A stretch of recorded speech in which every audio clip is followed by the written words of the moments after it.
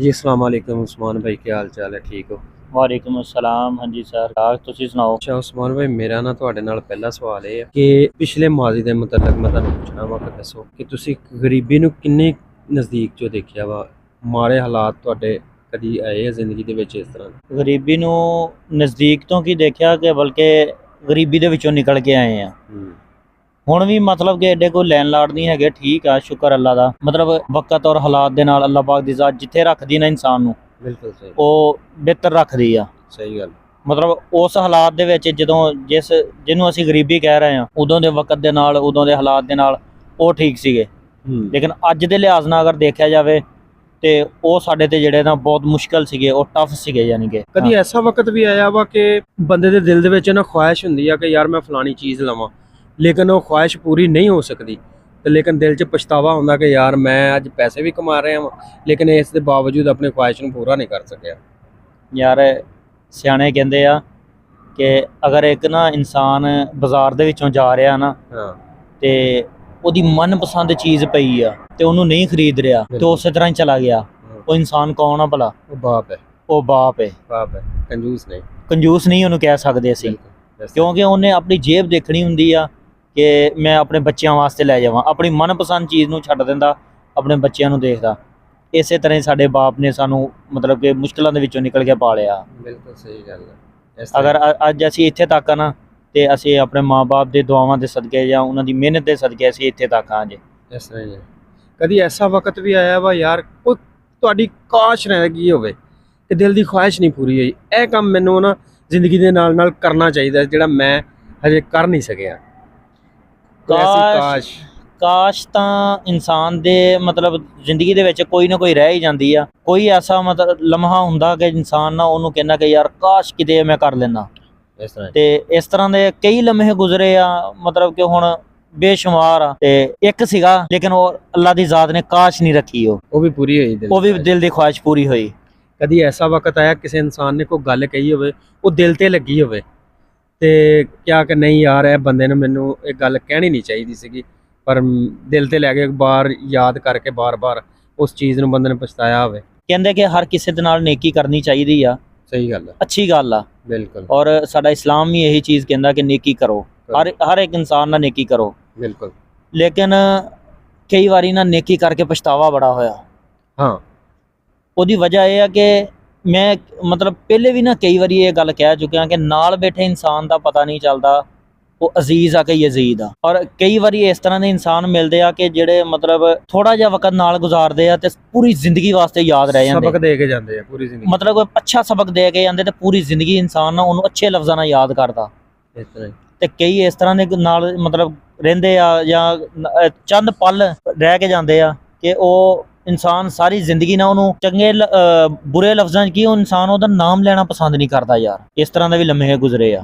ਲੇਕਿਨ ਵਕਤ ਜਿਸ ਤਰ੍ਹਾਂ ਗੁਜ਼ਰਦਾ ਵਾ, ਕਈ ਐਸੇ ਚਿਹਰੇ ਤੁਹਾਡੇ ਸਾਹਮਣੇ ਆਏ ਹੋਣੇ ਆ ਦੁਨੀਆ 'ਚ, ਯਾਰ ਇਹ ਬੰਦੇ ਨੇ ਨਾ ਮੈਨੂੰ ਇਹ ਸਬਕ ਦਿੱਤਾ ਸੀਗਾ, ਇਹ ਬੰਦੇ ਦੇ ਨਾਲ ਮੈਂ ਮਿਲਿਆ ਸੀਗਾ, ਇਹਨੇ ਇਹ ਮੈਨੂੰ ਨਸੀਹਤ ਦਿੱਤੀ। ਇਸ ਤਰ੍ਹਾਂ ਦੇ ਵਾਕਿਆ ਬਹੁਤ ਸਾਰੇ ਆਏ ਆ, ਲੇਕਿਨ ਜਦੋਂ ਯਾਦ ਹੁੰਦਾ ਨਾ ਮਤਲਬ ਉਹ ਬੰਦਾ ਸਾਹਮਣੇ ਆਉਂਦਾ, ਉਹ ਵਕਤ ਤਾਂ ਗੁਜ਼ਰ ਗਿਆ ਹੁੰਦਾ ਲੇਕਿਨ ਉਹ ਜਿਹੜਾ ਨਾ ਕਿਸ ਤਰ੍ਹਾਂ ਕਹਿੰਦੇ ਨੇ ਕਿ ਰੀਪਲੇ ਸਕੈਚ, ਹਾਂ, ਉਹ ਬੰਦੇ ਦੇ ਜ਼ਿਹਨ 'ਚ ਰਹਿ ਜਾਂਦਾ। ਉਹ ਜ਼ਿਹਨ 'ਚ ਨਾ ਦੁਬਾਰਾ ਉਸੇ ਯਾਨੀ ਕਿ ਜ਼ੀਰੋ ਤੋਂ ਫਿਰ ਸ਼ੁਰੂ ਹੋ ਜਾਂਦਾ ਕਿ ਇਸ ਬੰਦੇ ਨੇ ਕਿਆ ਕੀਤਾ।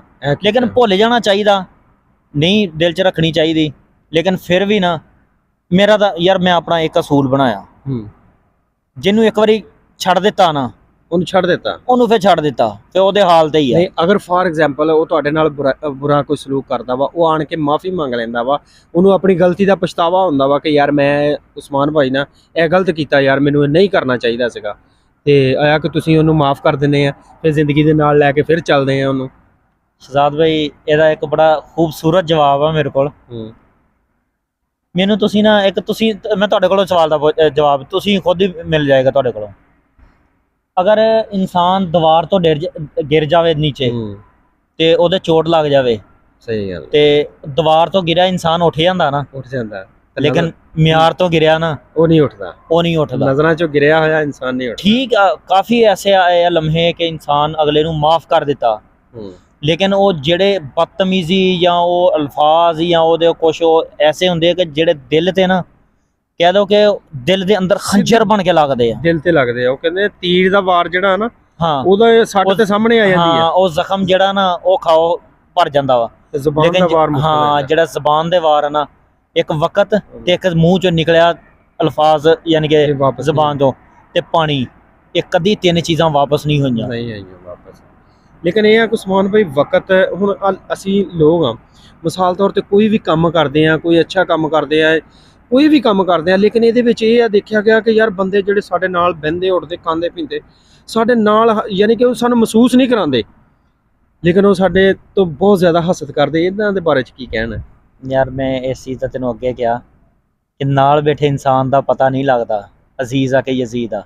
ਔਰ ਇੱਕ ਚੀਜ਼ ਮੈਂ ਤੈਨੂੰ ਹੋਰ ਦੱਸ ਦਵਾਂ, ਮਾਸ਼ਾਅੱਲਾ ਤੁਸੀਂ ਵੀ ਸਮਝਦਾਰ ਹੋ। ਮੇਰਾ ਆਪਣਾ ਮੰਨਣਾ ਇਹ ਆ ਕਿ ਅਕਸਰ ਜਿਹੜੇ ਇਖਤਲਾਫਾਤ ਹੁੰਦੇ ਨਾ, ਕਿ ਛੋਟੀਆਂ ਛੋਟੀਆਂ ਗੱਲਾਂ ਤੋਂ ਉਹ ਵੱਡੀਆਂ ਗੱਲਾਂ ਬਣ ਜਾਂਦੀਆਂ। ਬਿਲਕੁਲ। ਮੈਂ ਕਹਿੰਦਾ ਕਿ ਜਿਹੜਾ ਅਗਲਾ ਬੰਦਾ ਤੁਹਾਡੇ ਕੋਲੋਂ ਮਸ਼ਵਰਾ ਨਹੀਂ ਨਾ ਰਹਿ ਰਿਹਾ, ਸਿਆਣੇ ਕਹਿੰਦੇ ਆ ਕਿ ਇੱਕ ਸਲਾਹ, ਜਿਹੜਾ ਪੰਜਾਬੀ ਚ ਕਹਿੰਦੇ ਆ ਸਲਾਹ ਤੇ ਨਮਕ, ਉਦੋਂ ਤੱਕ ਨਹੀਂ ਦੇਣਾ ਚਾਹੀਦਾ ਜਦੋਂ ਤੱਕ ਅਗਲਾ ਬੰਦਾ ਮੰਗੇ ਨਾ। ਸਹੀ ਗੱਲ। ਹੋ ਸਕਦਾ ਕਿ ਯਾਰ ਅਗਲਾ ਬੰਦਾ ਫਿੱਕੀ ਜ਼ਿੰਦਗੀ 'ਚ ਹੀ ਖੁਸ਼ ਹੋਵੇ, ਅਗਲੇ ਦੀ ਜ਼ਰੂਰਤ ਹੀ ਨਾ ਹੋਵੇ ਇਹ ਚੀਜ਼ ਦੀ। ਮੈਂ ਉਹੀ ਗੱਲ ਕਰਦਾ ਨਾ ਕਿ ਅਗਲਾ ਬੰਦਾ ਫਿੱਕੀ ਜ਼ਿੰਦਗੀ 'ਚ ਹੀ ਖੁਸ਼ ਹੋਵੇ। ਸਹੀ ਗੱਲ। ਮਤਲਬ ਕਈ ਹੈਗਾ ਫਿੱਕਾ ਸਾਲ ਨਹੀਂ ਖਾ ਕੇ ਖੁਸ਼ ਆ। ਹਾਂ ਬਿਲਕੁਲ ਠੀਕ ਆ, ਉਹਨੂੰ ਮਸ਼ਵਰੇ ਦੀ ਜ਼ਰੂਰਤ ਹੀ ਨਾ ਹੋਵੇ, ਤੁਸੀਂ ਤਾਂ ਮਸ਼ਵਰਾ ਦਾ ਉਲਟਾ ਤੁਹਾਡੇ ਗਲ ਪਿਆ। ਜਿਹੜਾ ਪ੍ਰੈਸ਼ਰ ਦੇ ਮਰੀਜ਼ ਨੂੰ ਨਮਕ ਦਿੱਤਾ ਨੁਕਸਾਨ ਹੀ ਆ। ਨੁਕਸਾਨ ਹੀ ਆ, ਇਦਾਂ ਹੀ। ਮਤਲਬ ਜਿਹੜਾ ਜਿੱਥੇ ਹੈਗਾ ਨਾ ਉਹਨੂੰ ਛੱਡ ਦਿਓ।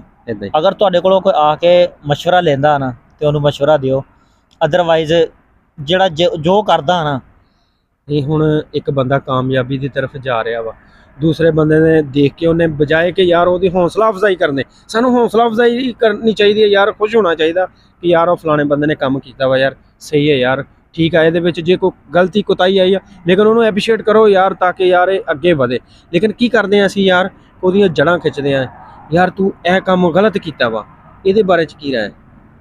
ਯਾਰ ਸਿਆਣੇ ਦੀ ਕਹਾਵਤ ਆ ਕਿ ਪਹਾੜ ਤੇ ਤੁਸੀਂ ਚੜਨ ਲੱਗ ਪਏ ਨਾ, ਹਿੰਮਤ ਨਹੀਂ ਹਾਰਨੀ, ਤੁਸੀਂ ਚੜਦੇ ਜਾਓ 100 ਵਾਰੀ ਡਿੱਗੋਗੇ, ਚੜੋਗੇ ਨਾ, ਇੱਕ ਦਿਨ ਮੰਜ਼ਿਲ ਤੇ। ਮਤਲਬ ਕਿ 20 ਫੁੱਟ ਤੁਸੀਂ ਉੱਪਰ ਗਏ ਨਾ, ਉੱਥੋਂ ਜਾ ਕੇ ਗਿਰਿਆ, ਤੁਹਾਨੂੰ ਪਤਾ ਲੱਗ ਜਾਣਾ ਕਿ ਯਾਰ ਆਹ ਰਸਤਾ ਜਿਹੜਾ ਨਾ ਇੱਥੋਂ ਮਤਲਬ ਮੈਂ ਅੱਗੇ ਗਿਰਿਆ ਸੀਗਾ, ਤੁਸੀਂ ਉਦੋਂ ਮਜ਼ਬੂਤ ਕਰੋਗੇ। ਬਿਲਕੁਲ। ਜਦੋਂ ਵੀ ਅਗਰ ਕੋਈ ਤੁਹਾਡੀਆਂ ਲੱਤਾਂ ਖਿੱਚਦਾ ਜਾਂ ਤੁਹਾਡੇ ਤੇ ਬੁਰਾ ਵਕਤ ਆਉਂਦਾ ਨਾ, ਆਉਣ ਵਾਲੇ ਵਕਤ ਨੂੰ ਮਜ਼ਬੂਤ ਬਣਾਉਂਦਾ। ਸਹੀ ਗੱਲ। ਜਦੋਂ ਆਉਣ ਵਾਲਾ ਵਕਤ ਤੁਹਾਡੇ ਤੇ ਮਜ਼ਬੂਤ ਹੋ ਜਾਏਗਾ ਨਾ, ਤੇ ਉਹ ਜਿਹੜੇ ਤੁਹਾਡੀਆਂ ਲੱਤਾਂ ਖਿੱਚਣ ਵਾਲੇ ਨਾ, ਮੇਰੀ ਜਾਨ, ਉਹ ਵੀ ਸੈਲਫੀਆਂ ਲੈਣ ਤੇ ਤੁਹਾਡੇ ਨਾਲ ਖੜੇ ਹੋਣਗੇ, ਪਿੱਛੇ ਫਿਰਨਗੇ ਕਿ ਯਾਰ ਇੱਕ ਸੈਲਫੀ ਲੈ ਲੈ, ਯਾਰ ਆਟੋਗ੍ਰਾਫ ਦੇ ਦੇ।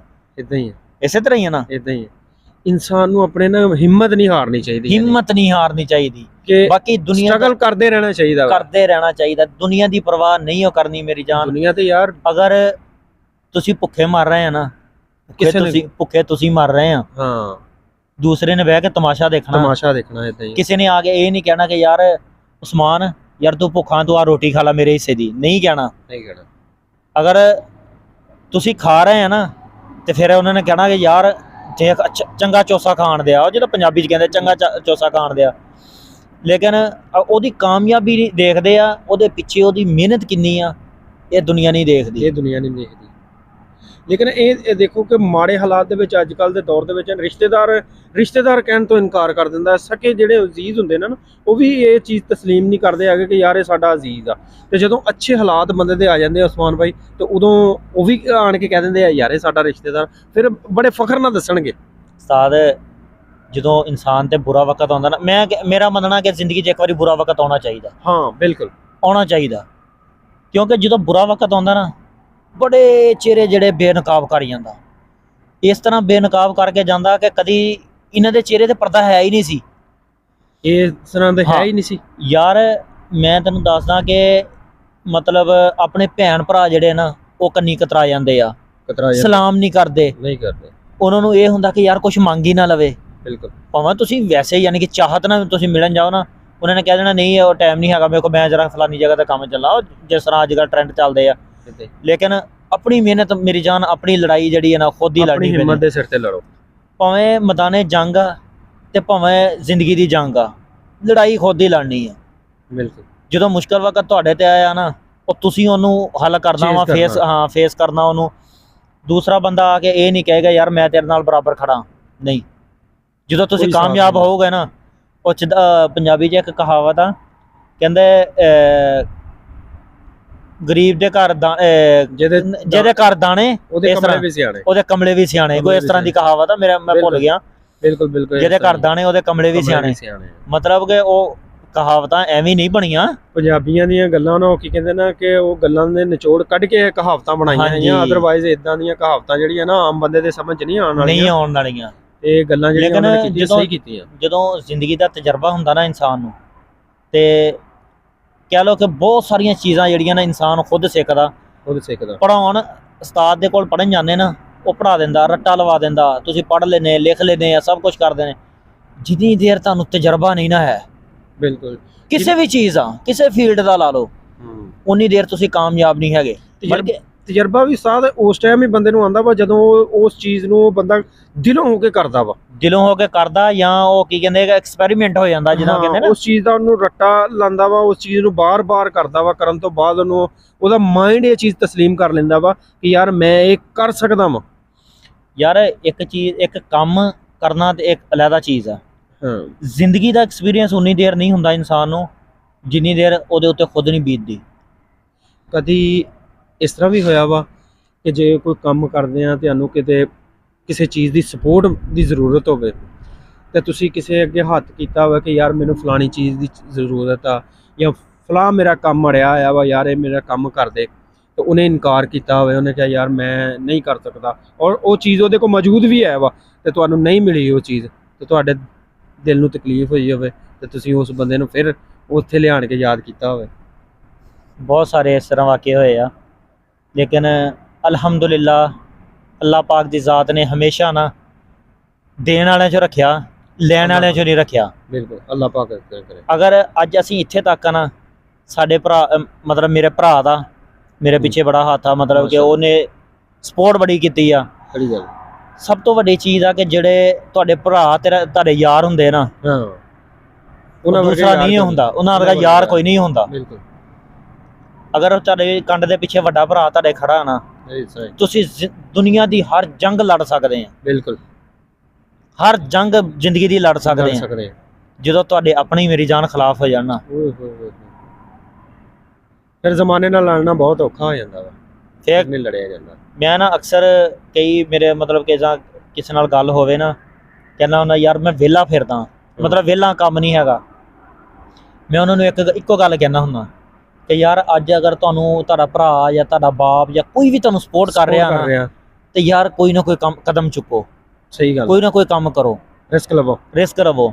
ਜ਼ਿੰਦਗੀ ਮੌਤ ਦਾ ਕੋਈ ਨਹੀਂ ਪਤਾ ਨਹੀਂ ਤੁਸੀਂ ਚਲੇ ਜਾਣਾ ਜਾਂ ਤੁਹਾਡੇ ਬਾਪ ਨੇ ਜਾਂ ਭਾਈ ਨੇ ਕਿੰਨੇ ਪਹਿਲੇ ਚਲੇ ਜਾਣਾ, ਇਹ ਅੱਲਾ ਦੀ ਜ਼ਾਤ ਨੂੰ ਪਤਾ। ਬਿਲਕੁਲ। ਲੇਕਿਨ ਇਹ ਨਾ ਹੋਵੇ ਕਿ ਕੱਲ ਨੂੰ ਉਹਨਾਂ ਦੇ ਜਾਣ ਤੋਂ ਬਾਅਦ ਤੁਹਾਨੂੰ ਇੱਕਦਮ ਪੂਰੇ ਯਾਨੀ ਕਿ ਜ਼ਿੰਮੇਵਾਰੀ ਤੁਹਾਡੇ ਸਿਰ ਤੇ ਪਵੇ ਤੇ ਤੁਸੀਂ ਪੈਰਾਂ ਤੇ ਖੜੇ ਨਾ ਹੋ ਪਾਓ। ਬਿਲਕੁਲ। ਗੁਜ਼ਰਿਆ ਵਕਤ ਹੱਥ ਨਹੀਂ ਆਉਂਦਾ, ਫਿਰ ਨਹੀਂ ਆਉਂਦਾ, ਗੁਜ਼ਰਿਆ ਵਕਤ ਹੱਥ ਨਹੀਂ ਆਉਂਦਾ। ਲੇਕਿਨ ਉਸ ਤੋਂ ਬਾਅਦ ਬੰਦੇ ਦੇ ਪਛਤਾਵੇ ਦਾ ਕੀ ਫਾਇਦਾ? ਉਹੀ ਗੱਲ ਹੈ ਨਾ, ਮੂੰਹ ਚੋਂ ਜ਼ੁਬਾਨ ਚੋਂ ਨਿਕਲਿਆ ਬੋਲ ਤੇ ਗੁਜ਼ਰਿਆ ਵਕਤ ਤੇ ਪਾਣੀ ਹੱਥ ਨਹੀਂ ਆਉਂਦੇ, ਮੁੜ ਕੇ ਨਹੀਂ ਆਉਂਦੇ। ਬਾਕੀ ਵਕਤ ਜ਼ਿੰਦਗੀ ਇਨਸਾਨ ਦੇ ਨਾ ਅੱਛੇ ਵੀ ਆਉਂਦੇ ਨੇ, ਮਾੜੇ ਵੀ ਆਉਂਦੇ ਨੇ, ਲੇਕਿਨ ਮਾੜੇ ਹਾਲਾਤ ਦੇ ਵਿੱਚ ਨਾ ਕਿਸੇ ਨੂੰ ਛੱਡਣਾ ਨਹੀਂ ਚਾਹੀਦਾ, ਔਰ ਕਿਸੇ ਨੂੰ ਦੂਸਰੀ ਗੱਲ ਹੈ ਕਿ ਤੰਜ਼ ਨਹੀਂ ਕਰਨੇ ਚਾਹੀਦੇ। ਨਹੀਂ ਕਰਨਾ ਚਾਹੀਦਾ। ਅੱਜ ਕੱਲ ਦੌਰ ਇਸ ਤਰ੍ਹਾਂ ਦਾ ਆ ਗਿਆ ਕਿ ਜੇ ਕੋਈ ਕਾਮਯਾਬੀ ਦੀ ਤਰਫ ਜਾਂਦਾ, ਕਿਸੇ ਦੇ ਅੱਛੇ ਹਾਲਾਤ ਹੋ ਜਾਂਦੇ ਨੇ ਨਾ, ਤਾਂ ਆਪਣੇ ਮਾੜੇ ਭੈਣ ਭਰਾ ਨੂੰ ਜਾਂ ਮਾੜੇ ਇਨਸਾਨ ਨੂੰ ਤੁਤਕਾਰਨਾ ਸ਼ੁਰੂ ਕਰ ਦਿੰਦਾ। ਮੈਨੂੰ ਇੱਕ ਬੜੀ ਅੱਛੀ ਗੱਲ ਯਾਦ ਆਈ ਆ, ਅਸੀਂ ਪਿੰਡਾਂ ਦੇ ਰਹਿਣ ਵਾਲੇ ਲੋਕ ਆ, ਅਲਹਮਦੁਲਿਲਾ ਸਾਨੂੰ ਇਸ ਚੀਜ਼ ਦਾ ਫਖਰ ਆ, ਅਸੀਂ ਆਪਣੇ ਆਪ ਨੂੰ ਪੇਂਡੂ ਵੀ ਕਹਿੰਦੇ ਆ, ਸਾਨੂੰ ਇਸ ਚੀਜ਼ ਦਾ ਫਖਰ ਆ ਕਿਉਂਕਿ ਅਸੀਂ ਪੇਂਡੂ ਆ।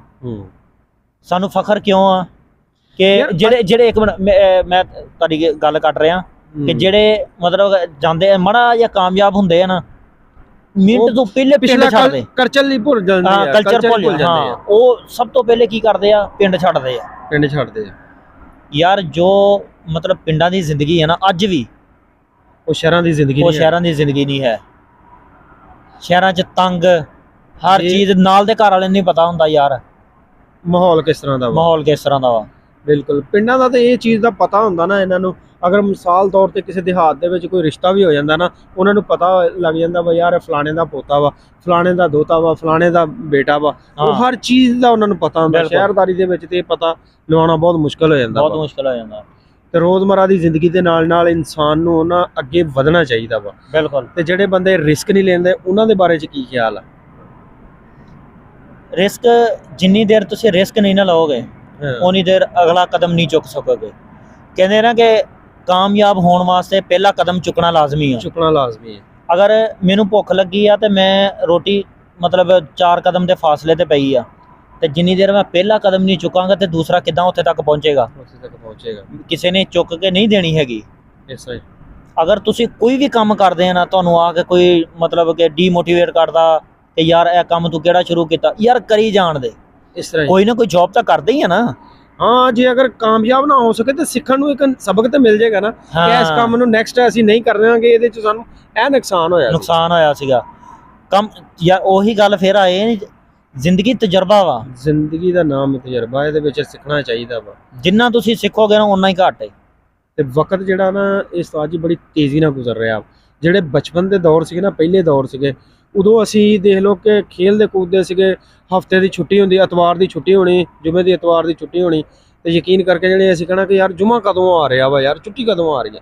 ਹੁਣ ਤੇ ਇੰਨੀ ਸਪੀਡ ਨਾਲ ਵਕਤ ਗੁਜ਼ਰ ਰਿਹਾ। ਮੈਨੂੰ ਨਾ ਬਚਪਨ ਤੋਂ ਲਾ ਕੇ ਹੁਣ ਤੱਕ ਨਾ ਹਮੇਸ਼ਾ ਜੁਮੇ ਦੀ ਖੁਸ਼ੀ ਹੋਈ ਆ। ਉਹਦੀ ਵਜ੍ਹਾ ਜਰਾ ਮਾਸ਼ਾਅੱਲਾ ਇਸਲਾਮੀ ਕਲਚਰ ਵੀ ਆ, ਲੇਕਿਨ ਮਦਰਸੇ 'ਚ ਪੜ੍ਹਦੇ ਸੀਗੇ, ਉੱਥੇ ਵੀ ਜੁਮੇ ਦੀ ਛੁੱਟੀ ਹੁੰਦੀ ਸੀ। ਸਾਨੂੰ ਉਦੋਂ ਵੀ ਇਹੀ ਬੜੀ ਖੁਸ਼ੀ ਹੁੰਦੀ ਸੀ।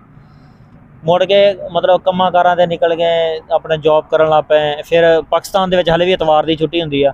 ਮੁੜ ਕੇ ਪਾਕਿਸਤਾਨ ਛੱਡ ਕੇ ਮਤਲਬ ਦੂਸਰੀ ਕੰਟਰੀ 'ਚ ਆ ਗਏ। ਇੱਥੇ ਵੀ ਜੁਮੇ ਦੀ ਛੁੱਟੀ ਆ, ਸਾਨੂੰ ਅੱਜ ਵੀ ਜੁਮੇ ਦੀ ਖੁਸ਼ੀ ਆ। ਇੱਕ ਸਭ ਤੋਂ ਵੱਡੀ ਕੀ ਚੀਜ਼ ਆ ਯਾਰ, ਇੱਕ ਤਾਂ ਨਾ ਅਸੀਂ ਫਰੈਸ਼ ਹੋ ਕੇ ਜੁਮਾ ਪੜ੍ਹਦੇ ਆ, ਨਹਾ ਧੋ ਕੇ ਸੁਬਾਹ ਨੂੰ ਫਰੈਸ਼ ਹੋ ਕੇ ਉੱਠਦੇ ਆ, ਨਮਾਜ਼ ਪੜ੍ਹੀ ਦੀ ਉੱਠ ਕੇ ਅਲਹਮਦੁਲਿਲਾ। ਅੱਲਾਹ ਪਾਕ ਤੌਫੀਕ ਦਿੰਦੀ ਰਵੇ, ਅੱਲਾਹ ਪਾਕ ਦੀ ਜ਼ਾਤ। ਆਮੀਨ।